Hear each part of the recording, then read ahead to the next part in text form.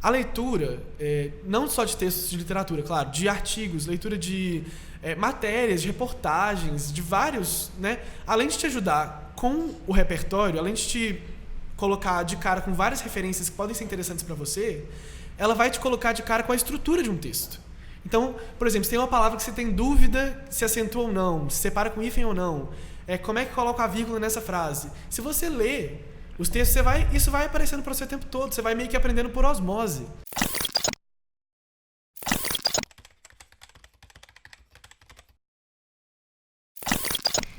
Ei, gente, bom dia! Começa agora nessa terça-feira mais um chá de redação. Gente, hoje eu tenho uma notícia triste. O Baldi tá doente, ele tá com dengue, mas ele mandou muitos beijos e a gente trouxe o braço direito dele de literatura aqui no quadro, que é o Pedro Pianetti. Olá, pessoal, tudo bem? Eu sou o Pedro, monitor aqui do quadro na área de linguagens, e vamos partir para esse podcast aí.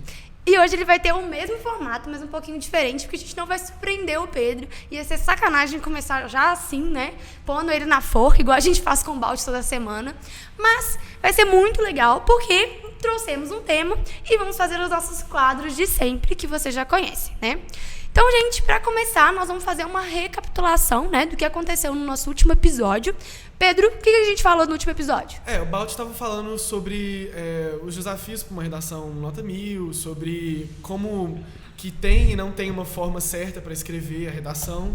E aí, o que tem que ficar claro, acho que do último podcast, é que não existe uma receitinha de bolo, mas que existem sim formas de treinar a sua escrita, o seu repertório e os mecanismos que as bancas pedem para você ter a maior nota possível nessa redação. Isso aí. E aí o Baldi já deu várias dicas e a gente vai continuar com o nosso processo de ajudar vocês aí a chegar na redação nota 1000.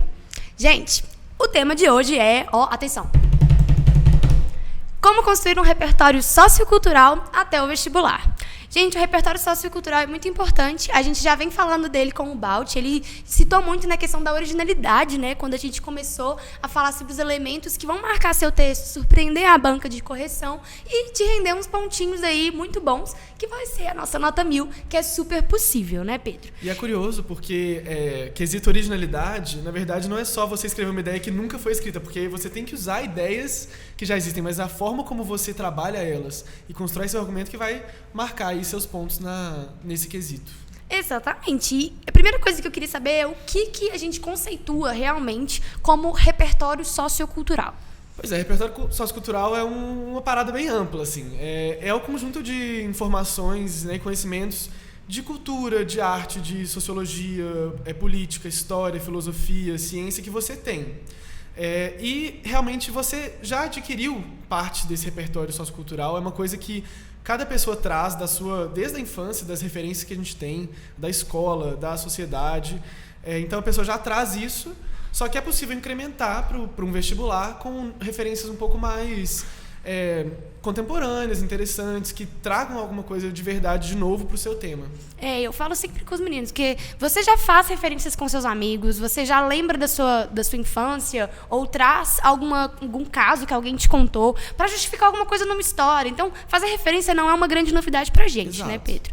A diferença é que esse repertório sociocultural tem que ser construído de uma forma um pouco mais formal, né? A gente mudando da linguagem formal, não falar da culta, né? Mas dessa linguagem Exato. formal que vai ser necessária. E qual que é a importância dela para a redação, né? Além dessa questão de saltar aos olhos do corretor?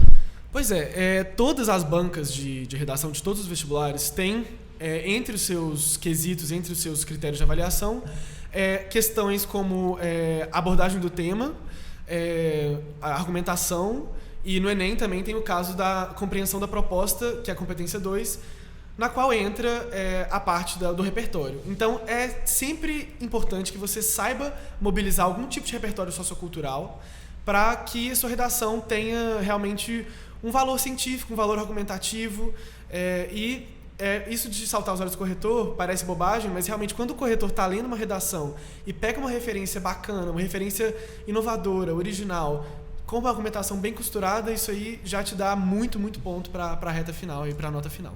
O Baldi falou isso também, né? Quando ele falou que é tipo um colírio que o corretor pega e joga no olho quando ele vê uma redação que tem um repertório. Quando eu vejo alguma coisa de literatura em redação, eu já, assim, o menino, para não tirar 1000, é só se ele tiver muito ruim mesmo. Porque eu sou suspeito para falar, mas eu acho que é uma forma muito boa de introduzir um tópico interessante no seu texto. E aí vale a pena a gente falar do que é a autoridade, né? E você sabe que eu sou sempre o balanço aqui que vai trazer as ciências humanas e discutir o que é autoridade dentro da ciência passa muito sobre o que é reconhecido pela academia. Então, quando a gente vai buscar essas referências culturais, a gente vai sim usar referências pop, o Pedro ainda vai falar onde elas são mais aceitas, né? Mas você também vai ter a intenção de trazer um especialista para falar daquele assunto, como se você não estivesse tirando apenas a sua argumentação daquilo que você pensa ou se posiciona, mas também ancorado em outras pessoas que justificaram da mesma forma, né? Tiveram o mesmo ponto de vista. Onde a gente pode utilizar os argumentos na estrutura do texto? Pois é, a estrutura do texto é um tema muito importante, são dúvidas muito recorrentes, e é importante ter em mente que os seus argumentos de autoridade, a sua bagagem sociocultural, vai responder a uma série de perguntas sobre o seu assunto. Então, quem pensou sobre isso? Quando? Como? De que forma essa teoria se desenvolveu? Por quê? Quais são os motivos, as origens dessa problemática? Então, vai ter na introdução e vai ter nos parágrafos argumentativos, de alguma forma, é bom trazer uma bagagem sociocultural. Eu acho que uma ótima forma de começar, falando mais de estrutura, é trazer na introdução uma contextualização histórica, porque você situa o seu texto e o seu corretor no espectro temporal e cultural que você está querendo abordar, sempre fazendo um link desse contexto com o presente, porque as redações falam do contemporâneo. E aí, nos parágrafos de argumentação, você pode puxar aí um argumento filosófico, um argumento artístico-cultural, que a gente vai discutir mais tarde. Uhum. Mais um detalhe sobre essa questão é o uso dos mecanismos coesivos nos argumentos de autoridade. Então, às vezes as pessoas ficam perdidas. Eu vou só jogar lá uma citação? Não. Inclusive, eu recomendo não usar citações diretas na estrutura do seu texto. Por quê? Você fica mais livre para explorar a estrutura da frase, e às vezes você não tem certeza de como aquelas palavras estão no livro. Isso acaba sendo uma incorreção, né? Você pode citar uma coisa errada e isso pesa um pouco na construção do seu texto. Então é sempre bom pegar citações mais indiretas, e aí, por exemplo, você vai introduzir um novo parágrafo com uma ideia. Você pode colocar assim: a problemática citada ou descrita pode ser observada de forma interessante sob o prisma da teoria de fulano de tal, que discute tal coisa. Então é sempre bom pensar nessas expressões sob a ótica, sob o prisma, a partir de, lendo fulano de tal, a perspectiva de que são mecanismos que vão enriquecer seu texto e deixar ele mais coeso. Muito bom, gente. Eu acho que saber onde utilizar na estrutura do texto é uma das chaves, porque quando a gente vai entender justamente como fazer uma introdução bacana, né? Muitas dúvidas que vocês têm. Eu tenho que fazer um tópico frasal, eu tenho que fazer... Como é que eu faço para ter 3 períodos e não ficar muito longo? Meu período tá longo. Aquela confusão toda que vocês têm. E no meio disso tudo ainda tem a questão da argumentação. A gente sempre trata, né, bem juntos, mas ao mesmo tempo separados. Então, esse é o ponto em que as coisas se conectam, né? O uso da coesão, dos aparelhos conectivos, vai ser o momento em que vocês vão precisar realmente movimentar o que você sabe na estrutura do texto para que a argumentação fique clara, porque muitas vezes a gente se enfoca nas próprias citações. Eu mesma, já aconteceu comigo, eu imagino que deve ter acontecido com muita gente. E aí também tem o se enforcar no que você acha que está certo. Pedro, pode colocar copiado uma parte do repertório da proposta ou da prova de português, não precisa ser nem da de linguagens. Achei lá dentro um texto, vou usar ele para minha redação. Olha, da prova de linguagens, da prova de ciências humanas, eu acho que é beleza, ainda mais se você tiver uma referência bacana e conseguir aprofundar aquilo. Agora, dos motivadores, eu não recomendo de forma alguma, assim. Nas bancas, principalmente no Enem. No Enem, eu acho que você deve evitar ao máximo, e o motivador deve ser, no máximo, uma fonte de dados números. Agora, nas bancas da FUVEST, Unicamp, às vezes, e nos militares, vestibulares militares e ITM, às vezes, se você conseguir fazer uma contraposição entre as ideias dos textos com as referências, pode ser interessante. Eu, como corretor, acho que é sempre melhor você partir para ideias mais originais que não foram ditas, porque isso mostra que você consegue sair do texto, né? O texto é como se fosse um primeiro gostinho do que você vai tratar, uma inspiração. algo assim. E a partir deles que você vai buscar suas próprias referências. Então, eu acho que eu super não recomendo vocês usarem referências exatas dos textos motivadores. Muito bom. Porque também... E só um detalhe, Rai, Claro. da outra pergunta, que a gente está falando da estrutura do texto, uma recomendação é não usar as referências, citações e argumentos de autoridade no parágrafo de conclusão. Tanto no Enem, que é uma proposta de intervenção, foca na proposta, não vai inserir argumento novo, não vai retomar, não vai fazer citação para ficar chique, terminar com frase de efeito, porque isso não é bom. É melhor você focar na proposta. E nas outras, nas bancas mais reflexivas, é sempre bom você, no parágrafo conclusivo, você ter mais autoria para indicar como que aqueles assuntos que você tratou no texto se concatenaram na sua cabeça. Então, é sempre bom você trazer uma argumentação mais autoral na conclusão e fechar o texto, não introduzindo uma coisa nova. Muito bacana, porque muita gente tenta fazer isso, né, gente? A frase de efeito, querer terminar, a gente quer pôr um título, quer impressionar o corretor. Tem outras formas de fazer isso. E tem um lugar certo. Exatamente, não adianta, né? E quais são os tipos de repertório sociocultural que existem? Essa pergunta é boa e, assim, como a gente falou, é bem amplo e eu poderia dizer que é quase limitado. Qualquer coisa que você colocar que não for, assim, uma coisa completamente óbvia e senso comum, pode partir para um repertório sociocultural. Mas existem mais ou menos uns 5 tipos básicos de repertório que são bem bacanas para você usar na sua redação. Eu vou falar um pouquinho de cada um. O primeiro é a contextualização histórica. Trazer dados e fatos. A Rai vai saber falar muito melhor que eu, porque ela é especialista, né? Mas trazer fatos e dados da história, principalmente no Enem, história do Brasil, é muito importante trazer, que vão contextualizar o problema que você está tratando na sua redação. Quer falar mais alguma coisa sobre... A ideia do repertório histórico que a gente precisa pensar é que também ele não é uma coisa meio filosófica para você ficar embelezando o seu texto, não. Ele tem uma função muito prática no texto. É entender essa problemática recente, essa problemática ela existe desde quando? O que já foi feito para que essa problemática seja resolvida ou o que já foi feito que complicou ainda mais esse problema, né? A história ela vai vir para que você tenha os argumentos históricos para situar essa problemática no país, principalmente dentro do país. Não é muito bacana quando você traz uma referência histórica que seja muito distante do problema ou que esteja distante do seu objeto, que é o Brasil. Muita gente, assim, eu já vi, inclusive, na questão de saúde, uma prova que alguém citou a peste negra, outras doenças que foram de saúde pública, né? Problemas de saúde pública.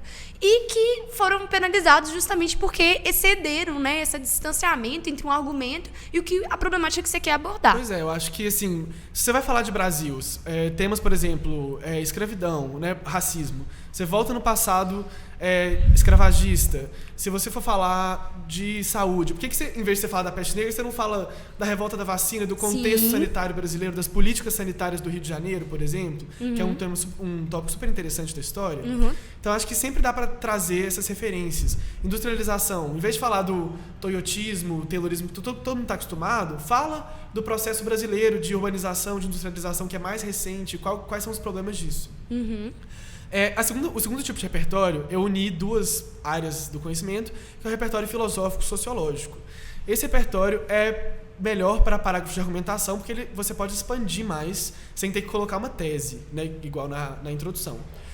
E aí esse repertório vai trazer justamente ideias de pensadores, pensadores, filósofos, sociólogos, sobre assuntos pertinentes para o seu assunto. Então, sempre buscar teorias, né, teorias que mesmo. Realmente embasam o seu conhecimento. Exato. Porque, por exemplo, quando você vai falar da sociologia, né? Se você vai falar da democracia, você pode ir para a filosofia no sentido teórico. O que é a democracia? A filosofia é a ciência que discute o que é, atrás. Né, gente? Então, o que é? Você vai para a filosofia, você vai encontrar uma forma de definir isso, definir o seu problema e partir para a sua argumentação.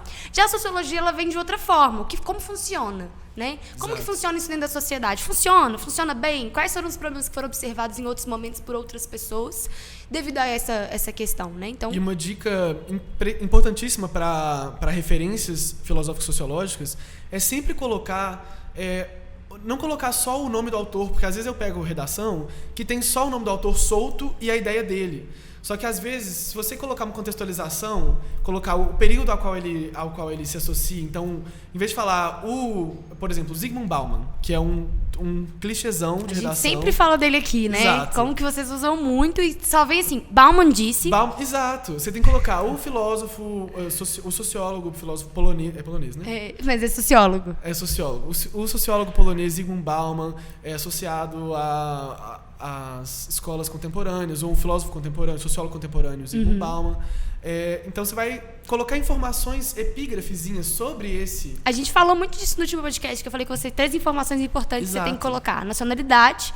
Se você conseguir colocar o que ele faz, né, já é o mínimo, então começa. O que ele faz?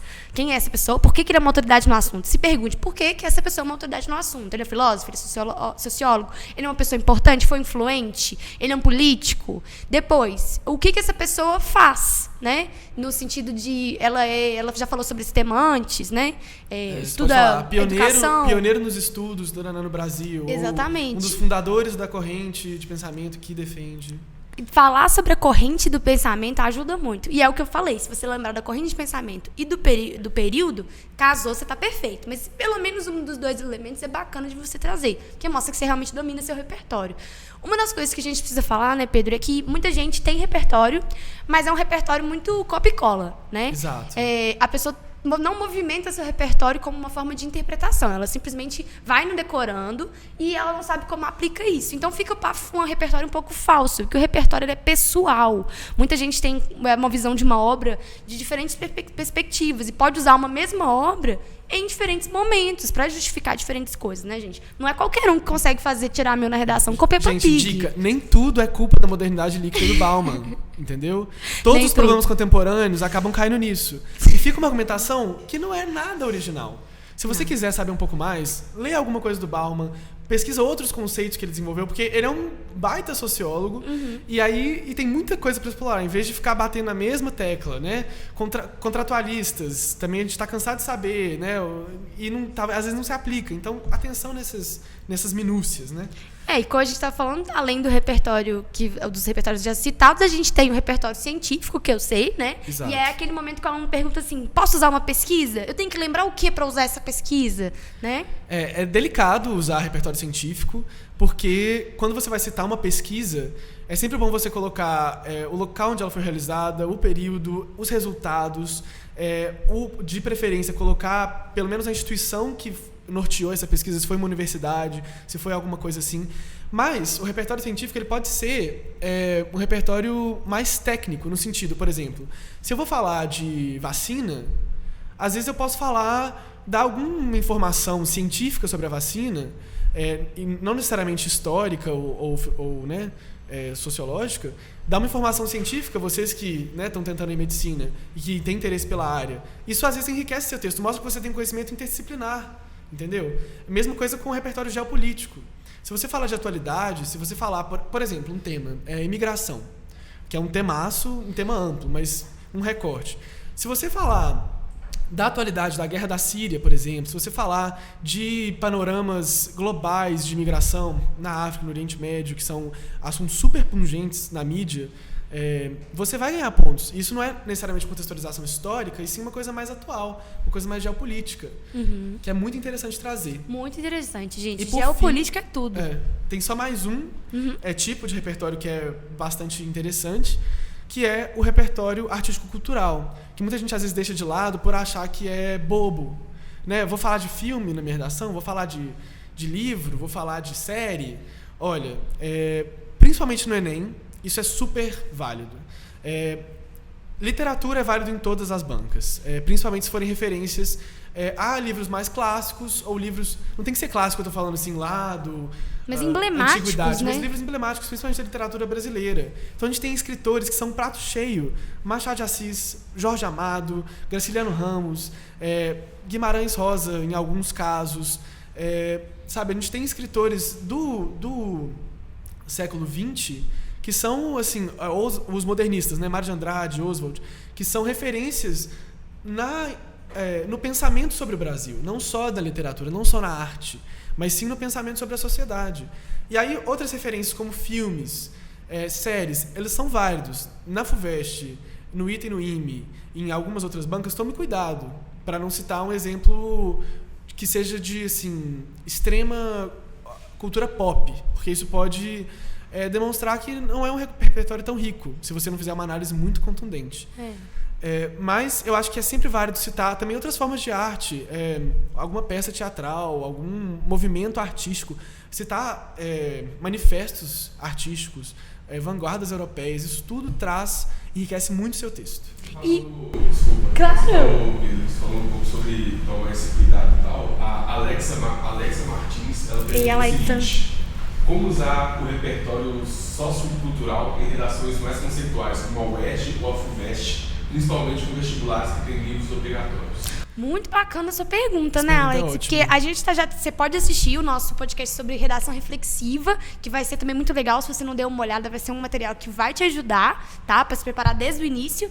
E o chão é seu, Pedro. Realmente, essas bancas com um teor mais conceitual, elas representam um desafio maior para o vestibulando na hora de treinar um repertório. Elas vão pedir realmente que você saia do senso comum, saia até dos clichês de filosofia, de sociologia, de literatura e busque referências próprias, referências mais originais mesmo. Eu vou falar mais pra frente, né, a gente vai conversando aqui, sobre as formas de treinar para construir esse repertório. Aí a gente vai... Isso, porque a próxima pergunta que eu ia fazer era justamente dessa. Primeiro, para falar se você respondeu que não existe, né, um tipo melhor do que o outro, porque a gente tem uma diversificação muito grande e que repertório pode ser qualquer coisa, né? Principalmente se você vai aplicar isso de uma boa forma. Mas então, como montar uma rede de repertório, né? E mais para frente, Alex, eu vou indagar ele sobre os diferentes repertórios a partir das bancas. Então, a gente já vai responder a sua pergunta. Sim. Bom... como construir repertório? A dica é ler. Eu acho que não tem muito como fugir. Eu sei que, às vezes, né, você tem que conciliar 18 matérias e né, você tem que estudar várias coisas, mas leia. A leitura, não só de textos de literatura, claro, de artigos, leitura de matérias, de reportagens, de vários, né, além de te ajudar com o repertório, além de te colocar de cara com várias referências que podem ser interessantes para você, ela vai te colocar de cara com a estrutura de um texto. Então, por exemplo, se tem uma palavra que você tem dúvida se acentua ou não, se separa com hífen ou não, como é que coloca a vírgula nessa frase? Se você lê os textos, isso vai aparecendo para você o tempo todo, você vai meio que aprendendo por osmose, entendeu? A estrutura do texto. Seria bom se fosse mágico assim, mas realmente com a prática você consegue construir um repertório cabuloso até esses vestibulares. Outra dica, né, se você quiser fazer uma pesquisa, pesquise na internet, principalmente em fontes mais confiáveis, né? Não vai só na Wikipédia, vai em outras, vai no Google Acadêmico, dá uma olhadinha, às vezes em um artigo mais simples, e aí pesquise esses filósofos. A minha dica é que você mantenha um caderninho de redação, junto com o português, se quiser, e assim, tipo, minhas referências de 2019. E aí, ou da vida, né, se quiser anotar coisas passadas. Mas aí você vai anotando, tipo assim, eu vi um filme que achei que tocou num ponto interessante, eu li um livro que acho que tocou num ponto interessante. Anota o livro, o autor faz um parágrafo, ou, sei lá, 2 linhas, com uma mini resenha, alguma coisa que você achou sobre isso, que vai, com certeza, te dar aquele estalo na hora da redação, você vai falar, tem aquele livro que fala sobre isso, eu acho que eu posso puxar um gancho muito bacana. Então, acho que a dica, principalmente para a FUVEST, para a UERJ, para essas bancas mais reflexivas, é você ir construindo progressivamente seu repertório e revisitando ele quando você achar novas referências. E à medida também que a gente vai aprendendo as matérias, né? É importante que a gente pense que o aprendizado ele é uma coisa que amplia a nossa visão de mundo. À medida com que você desenvolve uma fórmula, pode não ser nada não, mas você está aprendendo também sobre desenvolvimento científico, sobre o progressismo como um todo, né? Você vai entender dentro da história que isso não é uma coisa que aconteceu da noite para o dia, você vai acontecer que isso houve um esforço muito grande para que você consiga entender como que funciona o mundo, porque na verdade é isso, a gente está tentando entender as chaves do mundo. Então, quando você vê um filme e você reconhece ali uma situação, né, de conflito, Exato. Você pode ver esse conflito está na sociedade, eu já passei por esse conflito, como que esse conflito nos implica, né? Propaganda, gente, as propagandas, elas enriquecem também muito, quando você consegue falar assim, a propaganda foi de tal ano, e ela foi organizada por tal empresa, e ela aborda tal tal questão. É muito bacana, principalmente quando você vai falar, por exemplo, sobre a mídia, se você tem uma dessas referências, ela é um trunfo para você. E ela não ocupa espaço na sua mente. A gente guarda certas coisas, assim, simplesmente por guardar. O caderno é uma forma ótima, né? O Balt já tinha até comentado para vocês já comprarem o caderninho para acompanhar com o chá de colher de chá e o Bora Discutir todos os nossos repertórios, né? Para anotar as dicas também que a gente está dando aqui. Tudo, tem que anotar tudo, porque anotar vai dar a possibilidade para a gente possa revisar isso, né? É muito bom você ter para onde recorrer. Falar assim, não, eu tô com dificuldade nisso, não, mas eu lembro que teve um podcast em que eles falaram sobre essa dificuldade, né? Então, a gente também está construindo um repertório de redação para vocês. Existe alguma técnica para a gente, para o aluno, né, guardar o repertório, além do caderno, uma forma de associação? Bom, eu acho que atenção no seu estudo assim vai te nortear bastante. Se você conseguir pensar, fazer tipo dedicar um dia assim de estudo seu para humanidades, e aí você pensa e faz uma linha do tempo, por exemplo, do século XIX até os dias atuais, claro que uma linha simplificada, mas pensando correntes de pensamento dominantes no Ocidente. Você pode organizar seu pensamento, e aí você vai pensar, realmente, esse filósofo, tipo assim, o Foucault veio depois do Hegel. Então, e o Hegel foi um estopim para vários filosóficos para várias outras correntes. Aí você vai pensar, então teve o desconstrucionismo, depois teve uma coisa mais o estruturalismo. Você vai puxando correntes epistemológicas, filosóficas, vai puxando correntes sociológicas, associando ela a alguns fatos marcantes. Segunda Guerra. Poxa, a Segunda Guerra revolucionou o pensamento e a filosofia do século XX, né? Ela mudou completamente as formas de enxergar o mundo. Ela contribuiu para o existencialismo, né? Para vários outros tipos de pensamento. Então, acho que fazer uma organização mental num panorama global e realmente se dedicar a refletir sobre isso vai ajudar a internalizar essas ideias, esse repertório. Eu tenho umas dicas, tá, gente? Eu faço as perguntas, mas às vezes eu também chego com dicas, assim tá? É a primeira coisa que a gente tem que pensar é que tudo que é aquilo que a gente não guarda aquilo que a gente não entende. Então, quando você lê alguma coisa, mesmo que tenha apenas uma palavra que você não sabe o que ela significa ou não entendeu muito bem em qual contexto ela está inserida, pesquise. Não tenha medo de usar o dicionário. O Google pesquisa em segundos para você. É uma leitura simples, sempre muito mais enxuta quando você vai direto ao ponto que você está pesquisando, né? Você não vai tentar entender uma obra inteira. Mas, em muitos casos, é necessário tentar entender a obra inteira, gente. Você acha que eu sou formada em História? Eu também não aprendi esses filósofos, sociólogos e historiadores da noite para o dia. Foi um processo de entendimento e construção do pensamento. E, a partir disso, eu também vi muita gente que interpretou esses caras. A base Cielo é uma base gratuita de artigos, que eu tenho certeza que alguns de vocês já trombaram com ela no Google. E essa base ela pode ajudar muito com artigos mais simples, normalmente de mestrandos ou até mesmo graduados, que colocam ali na base seus trabalhos, e trabalhos que vão pegar obras de um filósofo e, né, esmiuçar isso para vocês. Isso vai ser muito bom, porque a partir do entendimento um pouco mais simplificado daquele pensamento, mesmo que você não manje tudo de Foucault, o cara fala sobre muitas coisas, mas se você conseguir ali entender o que é disciplina para o Foucault, como é que ele fala do poder que impõe disciplina a partir do vigiar e punir, por exemplo, né? Então, tudo isso vai ser uma forma para você aumentar esse repertório, né? Sim. E agora, a Alexa vai ficar muito satisfeita porque a gente vai falar sobre as bancas e a diferença do uso desses repertórios para diferentes bancas. A gente já até tocou nesse assunto, o Balt tocou bastante no podcast 1 sobre as redações reflexivas, diferenciando realmente as demandas de cada banca. Não vai dar para falar pormenorizadamente de cada vestibular, porque tomaria muito tempo. Mas um basicão, assim, o Enem é o mais simples, com a banca menos exigente em termos de repertório. Por quê? O Enem está mais preocupado com a estruturação do seu texto do que propriamente com as ideias e a profundidade delas. É sempre bom trazer o repertório para atingir, por exemplo, você pode subir de um 720 para um 840, entendeu? Numa redação do Enem, se você inserir um repertório, porque isso conta na competência 2 e na 3, que é a compreensão da proposta e argumentação. Então, o Enem, essas referências mais conhecidas são mais válidas, mas é sempre bom tentar inovar também, porque aí as redações nota 1000 são redações que inovaram, que trouxeram um repertório original e bem discutido.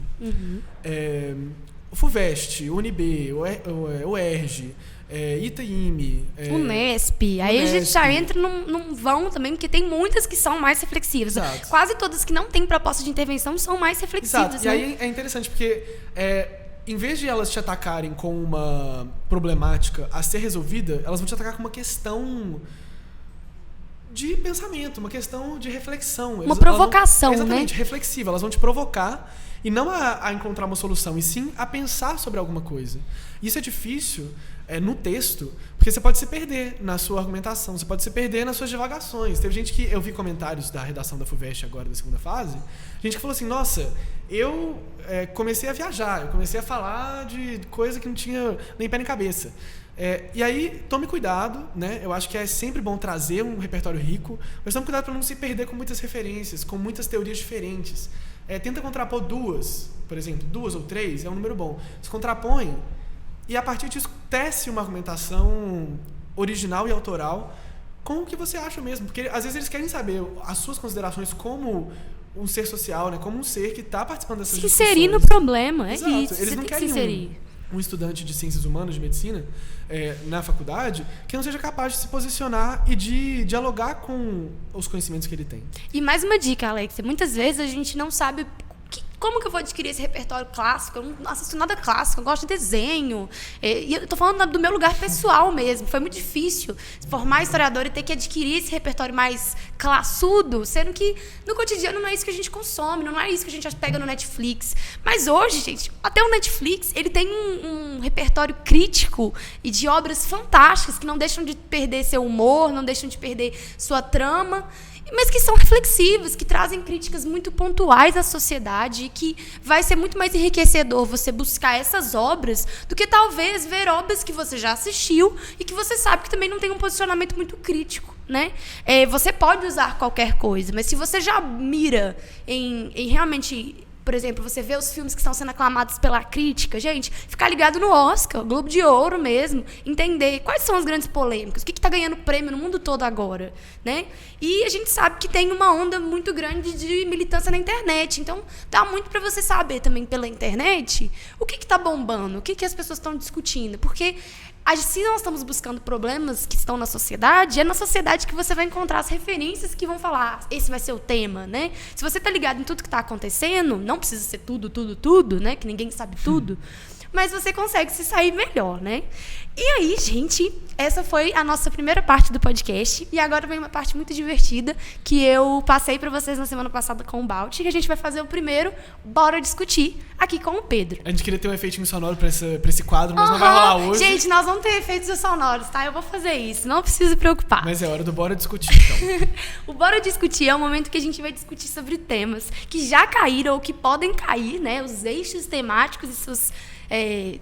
ramificações e sobre o quanto eles são importantes, né, como problemas na sociedade, mas como discussões mesmo que devem ser feitas não só dentro da escola, mas dentro da sociedade como um todo, né, Pedro? E qual que é o tema de hoje? O tema de hoje é o lugar das pessoas com transtornos mentais na sociedade contemporânea. Baduntz. Temaço. Gente, esse tema é um temaço. Porque a gente sabe que é a doença do século XXI, né? A gente tem muito problema justamente com os termos que vão ser utilizados quando um tema como esse aparece. Porque você falar de transtornos mentais é uma problemática no mundo de hoje. Primeiro, que a gente tem um tabu que segue do passado, né?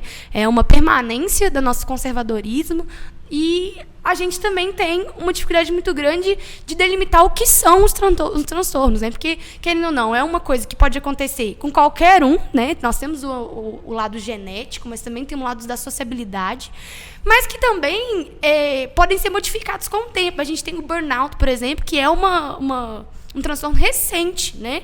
Que pelo menos está sendo investigado e realmente nomeado como transtorno agora, né? Não é uma coisa de muito tempo. A psiquiatria está com um prato cheio, porque realmente a cada dia os números crescem e, né, igual a Rai falou, novos tipos de transtorno surgem, são classificados e tipificados. Então, o transtorno mental, um basicão sobre o tema, é qualquer tipo de disfunção que atinge o sistema nervoso, né, e gera algum tipo de comportamento e de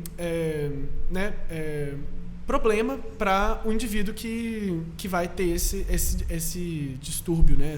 Essa disfunção mental. É isso, é uma disfunção, né? Você sair do onde você estava e você oscilar numa forma que você também para de controlar 100% das suas emoções, né? Por que a gente tem que entender que isso é um problema de saúde pública? Porque é isso, você com um transtorno mental, seja ele uma coisa adquirida pela sociabilidade, ou seja, pelo estresse, um trauma, a gente tem que deixar o trauma bem evidente, porque na grande maioria, sem um trauma ou uma leitura sobre um trauma, né? Você não tem desenvolvimento pleno de alguns problemas psiquiátricos, né? A gente nem psicológicos. Então, a gente precisa pensar nisso. E quando você vai falar também do lugar dessas pessoas na sociedade, você provoca. Porque é um lugar diferente. A gente está num lugar de minoria. A gente está num lugar de minoria, o tema, mas, ao mesmo tempo, pode acontecer com qualquer um.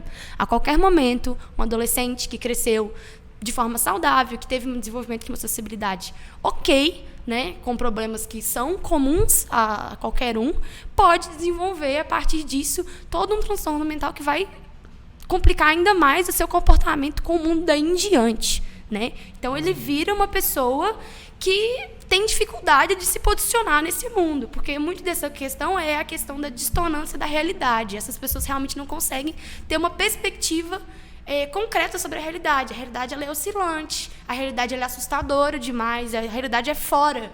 Então, você não se insere mais naquele lugar. Eu acho que é bem interessante, porque como a gente trouxe esse tema propositalmente amplo, claro que no Enem ele seria recortado, Sim. Nos outros vestibulares também.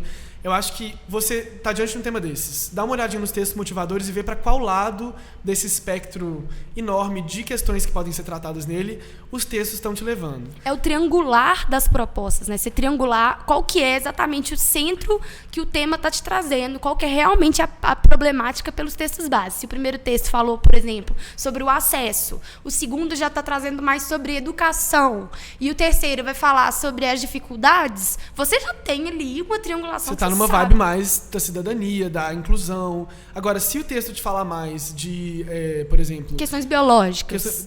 Ansiedade, depressão, em vez de falar de uma questão mais prática e social, vai te falar dos novos problemas, te dar um gráfico com o número de depressão em jovens. Suicídio pode trazer mais dados. E aí você vai partir, talvez, para um lado mais de uma discussão mais... psicológica, de uma discussão mais profunda sobre as causas desse problema, sobre como que uma pessoa com transtorno mental se insere na sociedade, como é problemática essa inserção, por que a fragilidade que essa pessoa tem na sociedade é um fator de risco para problemas sociais, para problemas humanos, problemas de direitos. Uhum. Então, tem várias abordagens muito boas para fazer com esse tema. Então, a gente falou da saúde pública, né? Tem que reconhecer que isso é um problema de saúde pública. Então, a partir disso, mesmo que o texto motivador não te direcione para a saúde pública, essa pode ser um argumento. Principalmente se você precisar resgatar numa proposta de intervenção, a justificativa é sempre a Constituição, gente. Nós vivemos num Estado democrático de direito. Diante dele, da nossa Constituição, somos todos iguais, temos os mesmos direitos e, ao mesmo tempo, temos os mesmos deveres, né? Nós somos todos cidadãos. Então, você tem uma problemática nesse sentido. Quando você vai aos níveis de transtorno, porque, vamos combinar, nós temos transtornos em que as pessoas conseguem conviver tranquilamente, né? Mesmo que por dentro, e que a sua saúde mental não esteja boa, ela não é um impacto para a sociedade. Mas você tem, por exemplo, a psicopatia, a sociopatia, que são formas de transtorno mental que realmente façam com que o comportamento agressivo para com a sociedade. E aí te colocam diante de problemas como a prisão, o isolamento dessas pessoas como uma forma de opressão ou não, se é necessário, como te coloca em debates muito profundos realmente sobre questões super do nosso, não cotidiano, né? Uhum. Mas do nosso... A gente vê isso o tempo todo. Sim, né? do nosso inventário. Até pensando no tipo de tratamento, né? Como que você vai delimitar o tratamento? Algumas pessoas vão ser tratadas com remédio, outras vão precisar apenas de psicoterapia. Outras simplesmente vão precisar, assim, de ser ressocializadas em outro local para poder ser retomada à sociedade. Porque muitas vezes as pessoas também acham que esse afastamento ele é o fim do mundo, mas muitas vezes esse afastamento é uma ressocialização. são, né? O que acontece, por exemplo, quando uma pessoa ela é contra a sociedade. A psicopatia, por exemplo, não é o simples fato de que nós temos que deixar essas pessoas impunes porque elas não fazem parte da sociedade, elas estão aquém da sociedade, e também não vão poder pegá-las e isolá-las porque elas estão aquém da sociedade, né? É tratar o problema, e isso é muito difícil, principalmente pensando que historicamente esse problema é tratado de diversas formas. E essas formas não foram muito bacanas, né, Pedro? A gente vai trazer aqui para vocês como uma das referências o Holocausto Brasileiro, que é um livro fantástico, né? Eu vou até abrir ele aqui para a gente já começar a falar um pouco da autora e falar um pouco, né? Porque foi a Daniela Arbex que escreveu o Holocausto Brasileiro. Ele é um livro muito bacana porque ele vai falar da vida e do genocídio, né, as 60 mil mortes no maior hospício do Brasil, que foi aqui em Minas, em Barbacena, né?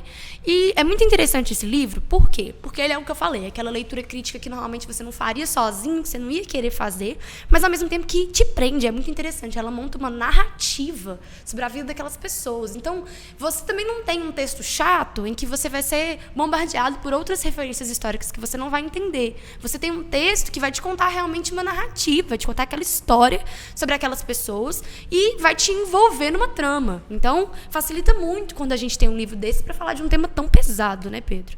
Gente, a contextualização histórica do tratamento desses problemas é essencial, principalmente se a gente vai falando do Brasil. A gente tem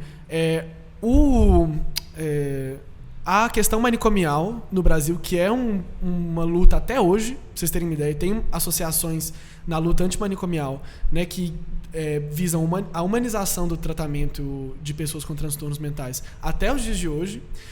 E aí a gente tem esse exemplo fantástico, não só do livro, mas da realidade mesmo. Você fala assim, a partir do final do século XIX, de meados do século XIX até o final do século XX, práticas práticas violentas eram cometidas contra pacientes internados em hospitais psiquiátricos brasileiros. A ciência tinha tratamentos de choque, tortura, automutilação, influenciava, inclusive, na questão biológica, né? Então, uma coisa assim, é um ponto muito interessante para atacar. Eu vou trazer aqui duas referências mais da área artístico-cultural nesse aspecto, que são um filme e um livro.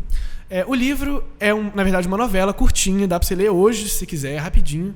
E é um espetáculo que é O Alienista, do Machado de Assis, que é uma novela do final do século XIX e vai falar justamente sobre a loucura. Um resumaço, 2 segundos.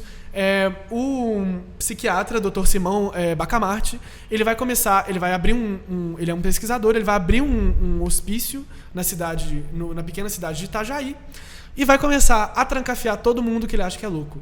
E aí ele vai trancafiando as pessoas, ele começa a ficar doido ele mesmo, e aí ele percebe que no final estava todo mundo preso, todo mundo da cidade. Então isso vai te dar uma chave super interessante. Primeiro porque Machado de Assis é um clássico e vai trazer um tema muito interessante para sua dissertação. E segundo, como que a percepção da loucura, né, do transtorno do outro, é um fator essencial para que esse seja marginalizado. Então, como que...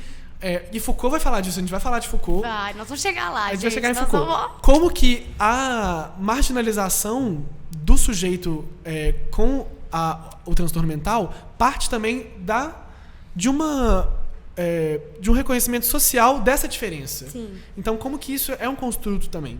E a segunda referência que eu falei é um filmaço também brasileiro, disponível na Netflix e, se não me engano, no YouTube também, que chama Nise, o Coração da Loucura. Ele fala da história real de uma psiquiatra brasileira importantíssima, que é uma autoridade também para a sua redação, que é a doutora Nise da Silveira, que atuou ali na medicina entre os anos...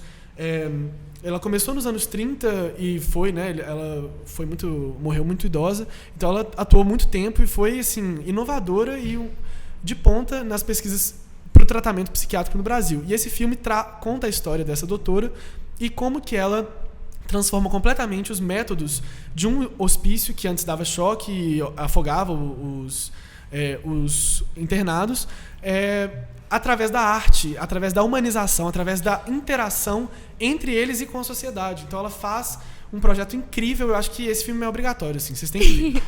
E é muito bacana que nós estamos pegando essa abordagem, né, do que é o tratamento dos transtornos mentais, principalmente esses transtornos que estão num espectro que a gente já vai ver consequências na sociabilidade, na agressividade ou, por exemplo, nos ataques que essas pessoas vão ter dentro da nossa sociedade, de realmente não conseguirem viver na sociabilidade que elas têm hoje, no seu lugar social. Então, esse tratamento como uma ordem de saúde pública. Mas a gente também tem que pensar que a loucura ela é um tabu, né? A loucura no sentido transtornos mentais, assim. Eu vou trazer a loucura porque a minha referência histórica ela vai ali na cólera e na histeria. A gente tem que pensar que desde a colônia chamar de louco, dizer que havia um transtorno mental também era uma forma de retirar aquela pessoa da sociedade, certo? Então, você ia fazer isso com pessoas que você também gostaria de subordinar à ordem social. Quem são essas pessoas? Grupos étnicos que só foram suprimidos, né? Então, a gente tem, por exemplo, os africanos no Brasil, muitos, né, foram simplesmente, assim, usados como boneco para poder saber como que é dentro do corpo humano. Inclusive Barbacena. Exatamente. Como uma justificativa, o Holocausto Brasileiro vai falar disso como uma justificativa médica, entende? Mas uma forma de excluir esse grupo social. E isso aconteceu de forma sistemática com as mulheres, né? A gente tem, desde ali, você pega Freud, dentro da histeria, você consegue delimitar que havia uma necessidade de enclausurar aquelas mulheres e que a loucura causada por essa clausura ainda assim era vista como mais uma justificação para o isolamento, sendo que, na verdade, ela vinha dessas problemáticas, né? Do fato de você ser isolado, você se perde de si, você perde a sua referência. E aí eu acho que já vale a gente incluir o Hegel nessa discussão. O Hegel é um cara que ele tem uma raiz filosófica muito densa. Não é um cara que você dá para pegar um original e ler e falar assim, entendi Hegel. Gente, não tenta. Sério mesmo. Nem na faculdade você entende. Pega alguém que pegou Hegel. Eu posso trazer umas outras indicações da próxima, porque realmente eu já estou nele já. Vocês vão chegar lá, calma. E o Hegel ele tem uma parte interessante que é o reconhecimento, né? Ele, quando ele vai falar, por exemplo, da dialética do senhor e do escravo, ele vai falar que a gente é o que a gente reconhece. Então, a gente se reconhece no outro. E pensando dentro disso, para trazer já para o Foucault, quando a gente se reconhece no outro, dentro da sociedade, a gente não quer reconhecer nossas imperfeições. A gente não quer reconhecer um lado animalesco ou a possibilidade de uma disfunção. A gente sempre quer imaginar uma sociedade perfeita, mesmo que na prática isso não seja uma atitude comum. No imaginário é isso que acontece, né?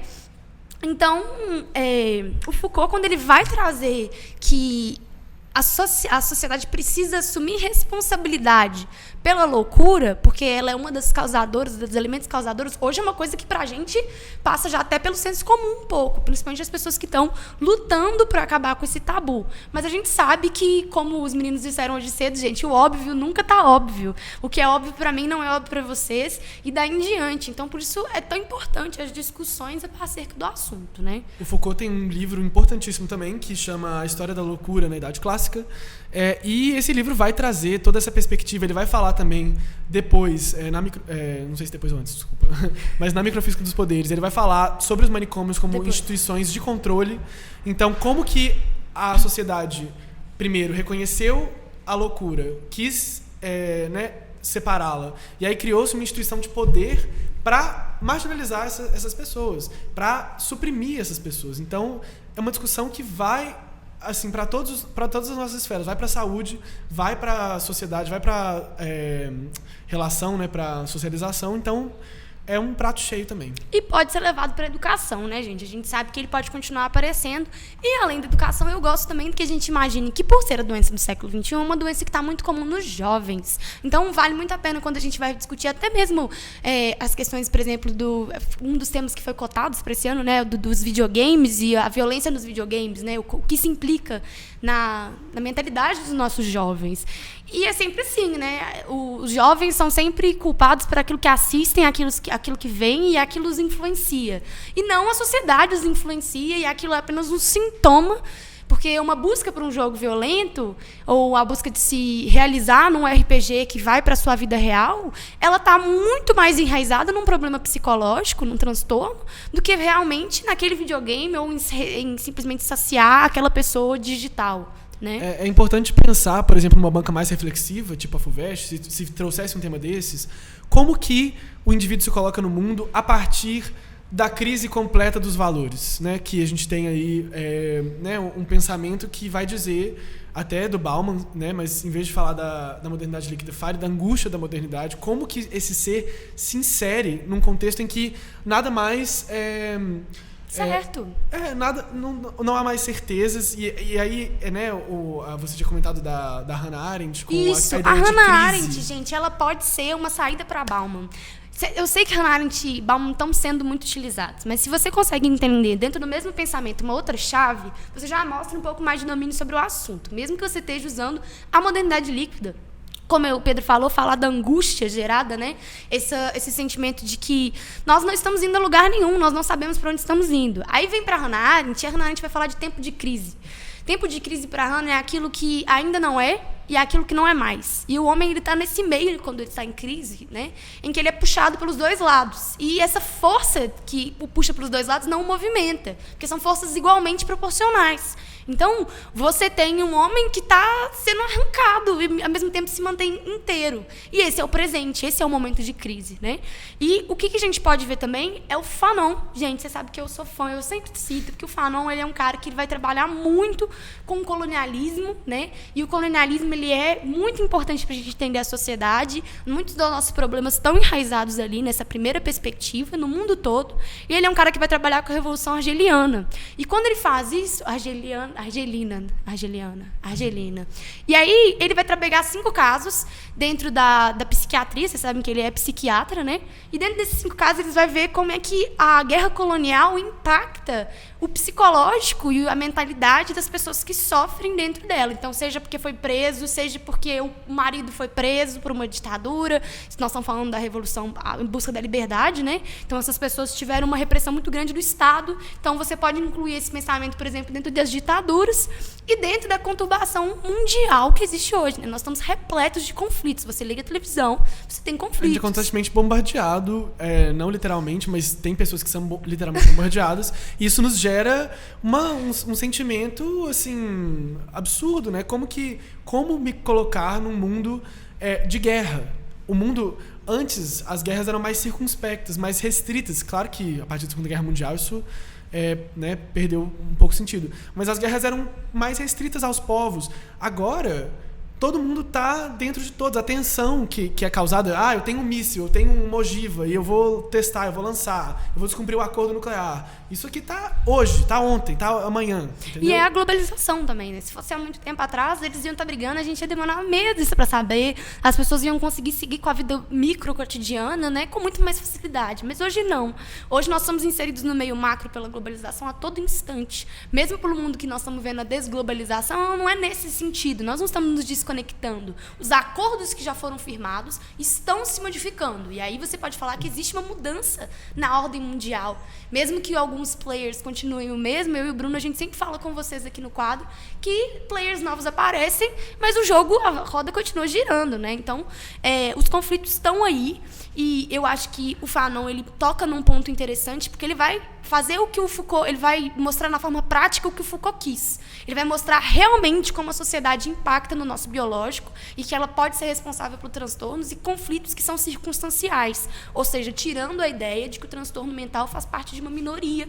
É uma minoria, sim, mas, ao mesmo tempo, é um grupo que pode ser qualquer um afetado. Então, é uma questão de saúde pública, é uma questão pública, né? Nós, gente que temem... voltem nesse podcast depois, nesses minutos que a gente começou a discutir, anotem nossas referências, porque isso não te ajuda só para esse tema específico, ele vai te ajudar a pensar várias coisas. O Foucault... suspeitos para falar de Foucault, mas ele vai te dar muita coisa. Essas referências vão te permitir pensar várias outras questões de inserção do ser na sociedade, do ser na contemporaneidade. Então a gente aqui citou, teve psiquiatra com Fanon, teve filósofos com a Hannah. Doutora Nise. Doutora Nise e Fanon.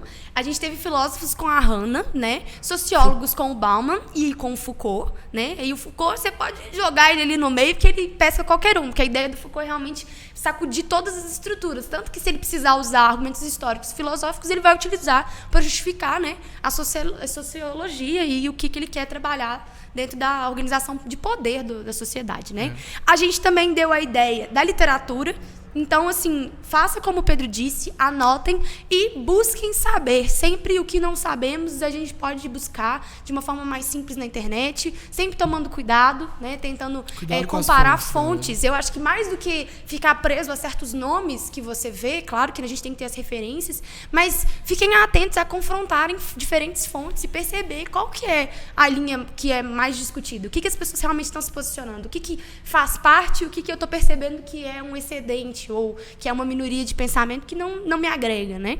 Então é assim que a gente também vai resolver no problema do trabalho de fontes.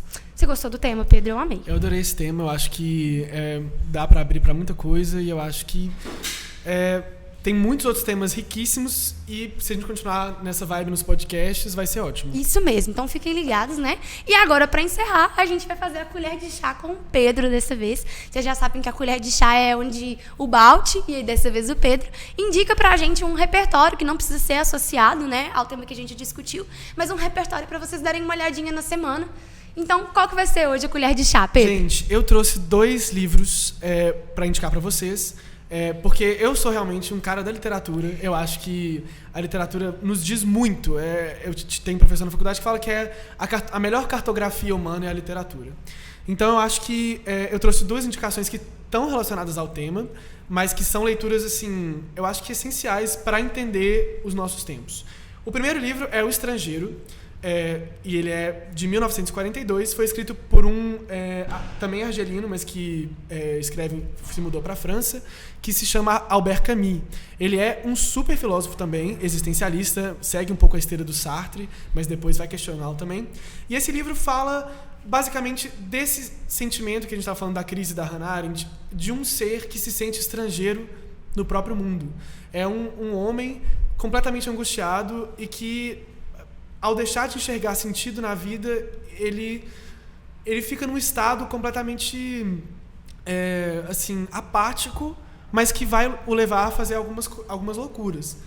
Então, esse livro é um romance, é uma novela, pequenininho, gente, dá para ler em 1-2 dias.